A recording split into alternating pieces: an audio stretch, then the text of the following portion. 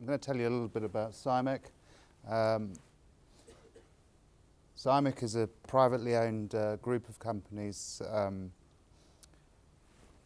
with the power to change. That was my strapline before Trump became president yesterday, or president-elect.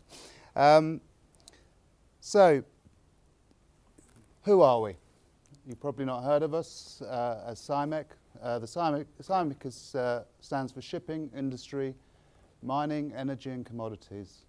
We're part of a family group called Gupta Family Group Alliance, and you'll know our sister probably better than us, which is Liberty House, who has recently been acquiring assets in the UK, predominantly steel assets. So why am I talking to you today about steel? Is because it's one of the largest contributors to carbon within the construction industry. But a little bit about who we are. The CIMIC family operates all around the world. 3 years ago we turned our focus to the UK. We saw an opportunity and we saw a reason to be located and actually start buying industrial assets here. Our core focus was and is the manufacture of steel. We come from a background of commodity trading, and we've decided to close the gap and remove the incremental hands that are in the supply chain within the steel industry. We focused on the UK because we saw it as a declining market that had the biggest opportunity. So, our vision is green steel. We're well underway with our green steel vision. What is green steel? We don't make paint, so it is a steel product, but it's predominantly looking at the life cycle of steel from the start of its mined history right the way through to the finished goods. In the UK, we actually import around about 14 million tons of steel a year.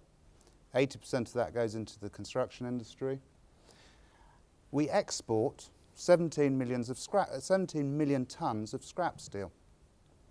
The steel we import is actually normally a return of our own scrap steel in the form of ingot that we then process into a product either here, or worse still, we'll move a finished goods across the planet, which is occupying a huge amount of air because it's a tube, it's a bar, it's a plate, not optimizing the footprint, the global footprint of that product.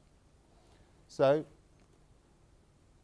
we started with a very small steelworks in Newport, which had an electric arc furnace.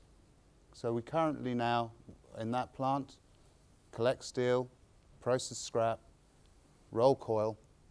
We then acquired downstream operations in the Midlands and Scotland, where we can convert that coil into tube and rebar and other things that are relevant to the audience here. Our focus has been and remains, how do we make a product which is environmentally sensible, cost effective in the marketplace, and above all, truly green. Because we've heard lots of great data today, and some of it, if we weren't amongst friends, probably would be challenged to its veracity when we look at the green credentials of projects like some of the projects that we've looked at. So, how do we complete the cycle of creating a green steel product?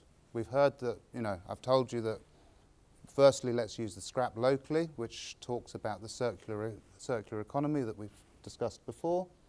Secondly, manufacture of steel is around energy, and it utilises the carbon content of steel is predominantly the energy to convert it from either a scrap material or an ore into a usable product. So, CIMIC bought a coal-fired power station next to our steelworks. That's really, you know, that was really offsetting the carbon number. But actually, at the moment, that's under conversion to biomass, and that will actively power the electric arc furnace there.